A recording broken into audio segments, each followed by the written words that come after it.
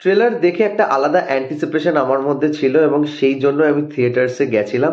তবে সেইটা কি ফুলফিল হলো? Hello friends, welcome to my channel সুপ্রকিবাণী। এখন আমি মেরি ক্রিসমাস ফিল্মের রিভিউ করতে চলে এসেছি, যেটা 12th জানুয়ারি 2024 অনওয়ার্ডস হিন্দি এবং তামিল ল্যাঙ্গুয়েজে কিন্তু থিয়েটার্স রিলিজ পেয়ে গেছে।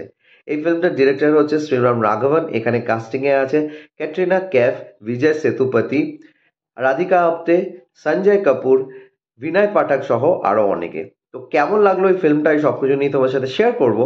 So why are we waiting for, let's start with the video.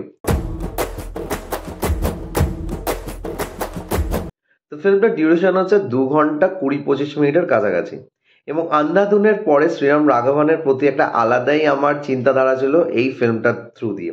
এবং এই ফিল্মটার যে কাস্টিংটা সেটাই এতটাই ইন্টারেস্টিং যে আরো বেশি যেন আমার চাহিদা বেড়ে গেছিল। এবং ট্রেলারটা যেইভাবে সাজানো হয়েছিল আমার কিন্তু ট্রেলারটা বেশ ভালো লেগেছিল। তোমরা চাইলে চেক আউট করতে পারো ট্রেলার রিয়াকশনটা। তবে আফটার ওয়াচিং দিস ফিল্ম, এখন যখন তোমাদের কাছে আমি এই রিভিউটা নিয়ে আসছি, আমি এইটুকুনি বলতে পারি যে আন্ধাধুন দেখার পরে যেই অ্যান্টিসিপেশনটা তোমরা বয়ে নিয়ে এই ফিল্মটা দেখতে যাবে সেটা একটু ডাউন করে যেও, না হলে হয়তো হতাশ হবে। তবে এই ফিল্মটা খারাপ আমি বলতে পারবো না। যদি ছোট্ট করে গল্পটা বলা যায়, গল্পটা হচ্ছে ক্রিসমাসের আগের সন্ধ্যে থেকে, যেখানে বিজয় সেতুপতি চরিত্রের সাথে ক্যাটরিনা ক্যাফের চরিত্র দেখা হচ্ছে। তারপর তাদের মধ্যে কিছু কথাবার্তা হচ্ছে এবং কথাবার্তার পর থেকে তাদের মধ্যে একটু ক্লোজনেসটা বাড়ে। সেই ক্লোজনেসটা হঠাৎ করে উড়ে যায় যখন একটা খুন হয়। এবং সেই খুন হওয়ার পর থেকে কি ঘটনা ঘটে তাদের দুজনের মধ্যে এবং সেটা বয়ে গিয়ে ক্রিসমাস দিনে যায়, তারপর কি হয় সেই সবকিছু জানার জন্য তোমাদের এই ফিল্মটা দেখতে হবে। না, ফিল্মের মধ্যে এই এক রাত থেকে আরেক রাতে গল্পটা যাচ্ছে, সেখানে কিন্তু নানা রকম জিনিসপত্র ঘটছে এবং সেই নানা রকম জিনিসপত্রের মধ্যে এই দুটো চরিত্র মানে ক্যাটরিনা ক্যাফ অ্যান্ড বিজয় সেতুপতিস ক্যারেক্টার প্রচন্ডভাবে ইনভলভ হয়ে যাচ্ছে।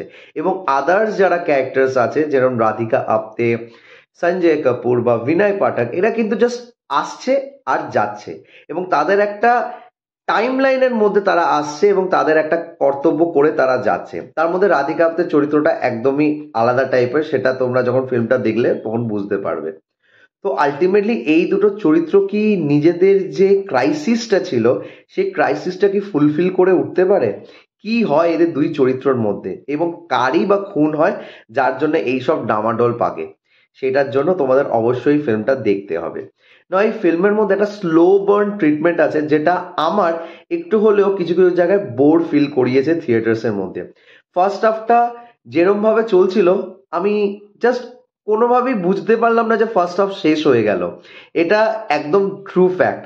এবং ফার্স্ট হাফের মধ্যে ম্যাক্সিমামটা সময় আমাদের কনভারসেশন দেখানো হয়েছে এবং সেই কনভারসেশনগুলো হয়তো কিছু সময় তোমাদের ভালো লাগাবে, কিছু সময় তোমাদেরকে একটু বোর ফিল করাবে এবং সেটার বিল্ড আপটা ইটসেলফ ইজ সো স্লো যে তোমাদের হয়তো একটু হলেও অ্যাটেনশন ড্রপ হতে পারে। সেকেন্ড হাফ থেকে গল্পটা একটু পিক আপ নেয় এবং সেখানে নানা রকম ইনস্ট্যান্সেস আসতে শুরু করে, যেরকম আমি বললাম, এবং নানা রকম চরিত্রেরও আশাগোনা হয়। তবে সেটাও যে তোমাদেরকে একটা পুরোপুরি অ্যাটেনশন হোল্ড করে রাখবে সেটা আমি বলতে পারবো না।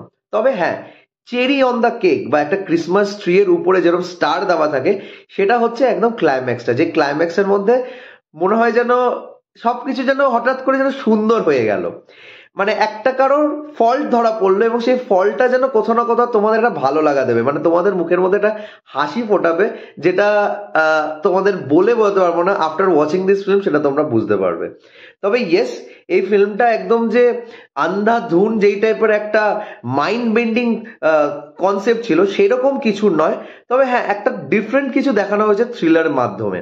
এবং এখানে এনারা যারা দুজন পারফর্ম করেছে, ক্যাটরিনা ক্যাফ অ্যান্ড বিজয় সেতুপতি, তারা কিন্তু সত্যি খুব সাটল একটা অভিনয় দিয়েছে, যেটা তোমাদের একটা ফিল করাবে দুটো চরিত্রের জন্য। এবং ক্যাটরিনা ক্যাফ নিঃসন্দেহে এরকম টাইপের ক্যারেক্টার্স প্লে করে না, তো সে কিন্তু তার অভিনয়টা যথেষ্ট ভালো করেছে তার স্ট্যান্ডার্ডে দাঁড়িয়ে। বিজয় সেতুপতি যেরকম টাইপের অভিনয় করে থাকে তার জন্য এই টাইপের রোল এমন কিছু ব্যাপার না, তো he was good in his part.